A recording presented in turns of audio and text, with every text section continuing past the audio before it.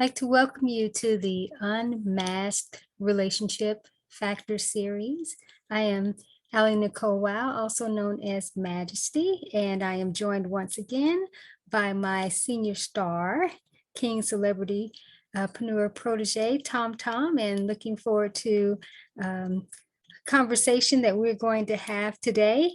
We never know exactly where these dynamics are going to go, but we open up the space just to see what arises and how we can help empower others.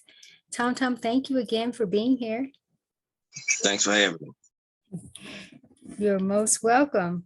So, we've done several of these segments for this series, and you definitely have brought some fire and some much needed discussions, to this particular series.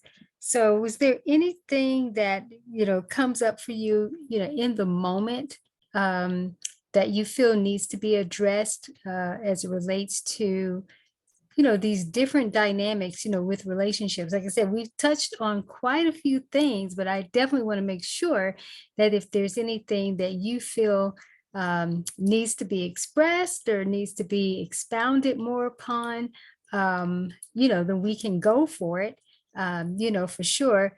I'm just being present myself, just thinking about, if there's anything that I feel that needs to be addressed, well, I will say this, is I do feel that we probably need to focus, more on some of the empowerment for women. We've done a lot of discussions in terms of the male dynamics, and even you and I have a publication together as it relates to immersion into self-love, for male leaders. And even though I have female related publications for that too, and then we've recently done a crash course together, for men. So, if you want, let's talk a little bit about empowerment for women, or even something that you feel may be something you think women should know, maybe about men, that would even help them, within the relationship.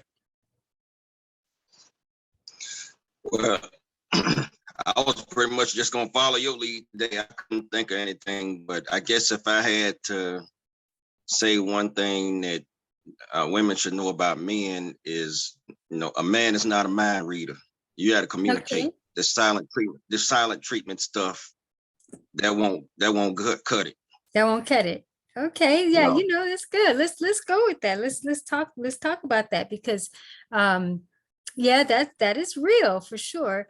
Is I do believe that a lot of times women do expect men to understand them on a certain level and mind read them. And sometimes there can be those dynamics where women will say, I'm fine, but they're really not fine, and expect you to know that they're not fine, right? And to be able to read between the lines or read their minds. So you brought that up. So do you have any suggestions? Go ahead. I was just saying that drive us crazy. Drives you crazy. So talk a little bit about that. Talk a little bit about the insanity that it brings forth for males. Well, nothing really to be said except it's aggravating as all hell. Okay, yeah. So it's irritating. I mean, yeah, speak your mind. Speak your mind. Okay. Yeah. Let me play the devil's advocate here, though. So then when a woman does speak her mind, now does she get criticized for speaking her mind? Because sometimes women shut down from saying things because maybe they've put something out there a couple of times, and then, the man kind of minimizes that, or just, makes her not feel safe. And I know that works both ways, for sure. But so talk a little bit about, a little bit more about that, because I think you hit on something. I think this is really good. Well, I mean, if you already put it out there more than one time, you can't make them, understand where you're coming from. So at that point, that's a different story. But yeah, you should speak your mind, but be careful with your delivery. There you You know, go. Mhm. yeah, the tone of your message and the way you deliver it is every bit as important as the message. I agree. There we Yeah, go. That's it. Yeah, because right. if you're making the right point with the wrong tone or the wrong motive or the wrong words, You defeat the purpose. yeah, you defeat the purpose. That'll mess up the whole conversation. Oh, absolutely. And it's going to start another conversation, which is probably going to be an argument, right? Right. Then Or that's more that's gonna silent. start Yeah. it's gonna start a conversation that you don't want, Right. which Or could lead to more silent. consequences that you don't want. Right, right, right. Or it can lead to, more silence or however, but it definitely would not pan out good. That's a great point in terms of delivery, because sometimes as people want to express themselves, and then sometimes there is the openness in the relationship to speak the mind, but again, it is important how that is carried out. It's just not just speak your mind and express your emotions for the sake of just saying it and not being mindful in terms of how that's actually coming off and what that could do. Because speaking your mind is not meant to be injurious, with your words. But also too, like you said, be careful about your intention, in terms of how you're doing what you're doing. That is very important. That definitely is a golden nugget for sure, that not just women, of course, men need to take that in consideration too, but because we are focusing just at this point more on, the woman's dynamics is, being able to just provide some empowerment of, ways to improve. And I think Tom Tom, you really hit on to something there, because that's pretty big there. That's huge for sure. Yeah, that's huge. That right there could actually turn into a series within itself, you know. Yeah, and another thing that's big to me with relationships is reciprocity. I can't speak for anybody else, but I can Okay. reciprocate anything I ask for. I hear you. Okay, so let's talk about that. Yeah, the reciprocity factor. That's huge. That is huge. That goes back to delivery too. It's like, can people deliver what they are requiring? Right. You can't be what you want. What's the old saying, like do on the golden rule, so to speak, do unto others as you would have them do unto you, or, don't have Right. expectations for someone to treat you a certain way that you aren't willing to also be that way yourself. Exactly. Yeah. Yeah, that's important. So what have you seen, or do you feel in terms of, even with the women dynamics, what do you feel can improve for maybe a woman's delivery with, with that, being that, obviously being on the male's end, what do you feel can be some things that can be helpful there? Yeah, be careful with the words you choose in your message, and be careful with the tone. Don't speak when you're angry. That, as a matter of fact, that's when you got to be the most careful with what you say, because once the words come out, you can't take them back. No, And can't take them back. no, you could scar a person with your words, and yeah, you just might push them over the edge or put them in the arms of another woman. Wow. Woo. Or the man could do the same thing. Right. Okay. I was going to say, yeah. So let's flip the script here. And so would your same advice be to men in terms of? Yeah. Yeah. Work both ways. Yeah. Because men also too can expect women, going back to what we were talking about earlier, men also can expect women to read their minds too, and to know what they're thinking. And sometimes men don't communicate as well. But women typically do communicate. But like you said, sometimes it is the delivery factor, for sure. And the timing can be not always the best, especially if there's, emotional stuff going on, and everything that doesn't play to the highest advantage, for the win-win in the relationship. But yeah, sometimes even with the men, they certainly can have, kind of their own standoffish, or just don't communicate, And I will say this, one thing that I hear, and I can say even for myself, in the past, that was not always the most pleasant experience, is that like women are very much, a lot of times they're preparers. Men can be spontaneous, which women can too, but men can sometimes be spontaneous when it's not necessarily in the best interest of the whole. Like if we're supposed to be going at this particular time and we set that this is going to be the time, don't try to, go before or too much after, let's agree this is when we're going to do it and let's do it, But I do know on the woman's end too, now this has not been, I will say, this has not been my story at all. Sometimes women can be slower to move and get ready and do things. That's not my testimony. Yeah, they could. That's definitely true. Yeah, that is not my testimony. Because sometimes a man can have his mind made up, want to do certain thing, and then after a while, like say you and your wife want to move, relocate somewhere else, and the wife is not too open to it at first, then you still dead set, and you start looking at ways to make it happen, and coming up with a strategy for it, and then after a while, after you gave up on the fact that she'll want to come along, and you start making those preparations, then she decide that she's open to it.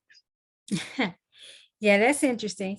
And sometimes it could be, take some people a little bit longer to come around, but then sometimes it could be, okay, well, I better get on this or I'm going to lose out.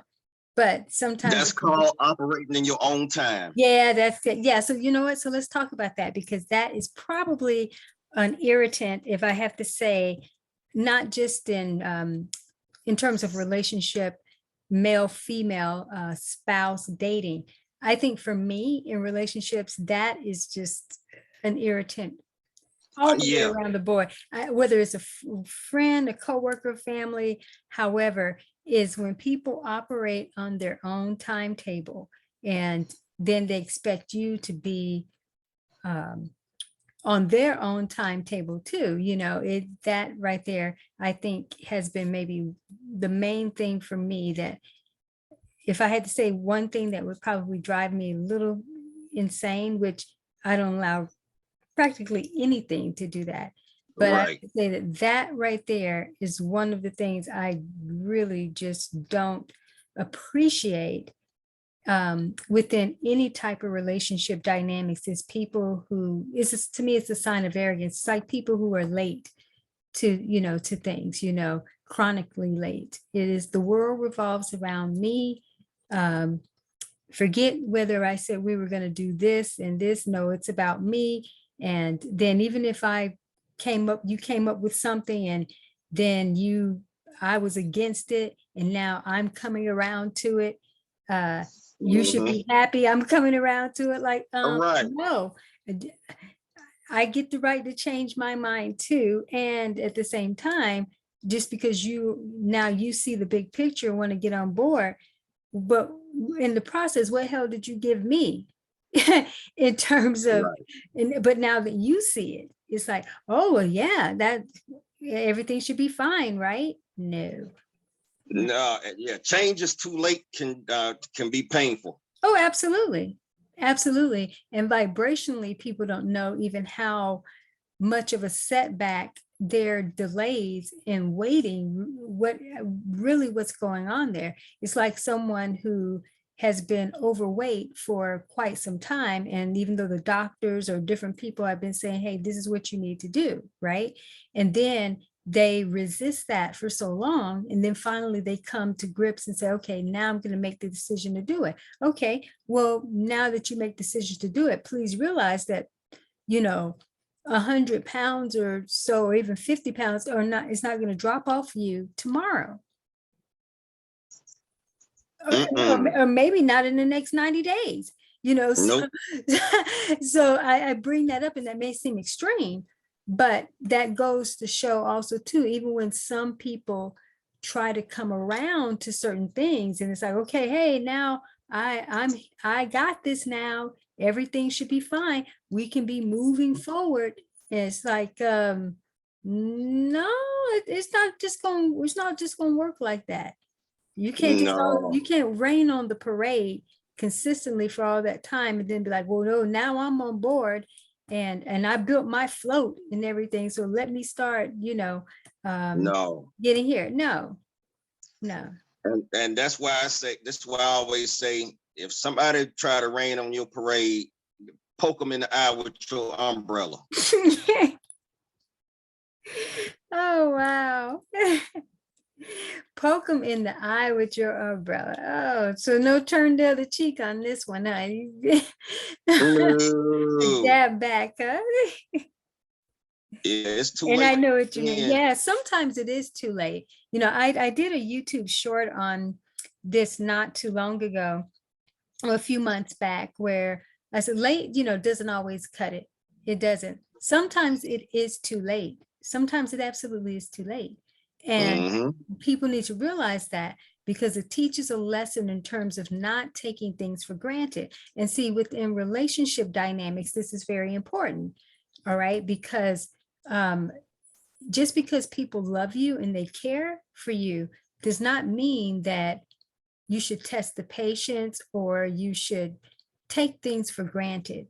And again, I want to go back to something you said, even in terms of people coming around, let's say like a relocation or, different things. And understandably so, sometimes people will have a little bit of resistance when they're used to being somewhere, and maybe they've got is good where they are. They don't really see, why are we moving here? Why are we doing that? I mean, there are different dynamics to it, but there are the dynamics. We have some people just resistant and push up against things. And then some people try to make decisions because they're in fear mode, which is the worst time to even be making decisions, because it's really not from a pure place. It's really, what, I better get my act together, because if I don't get my act together, then, this person is going to leave me or whatever, whatnot. But see, that shouldn't actually be the reason why we get things together,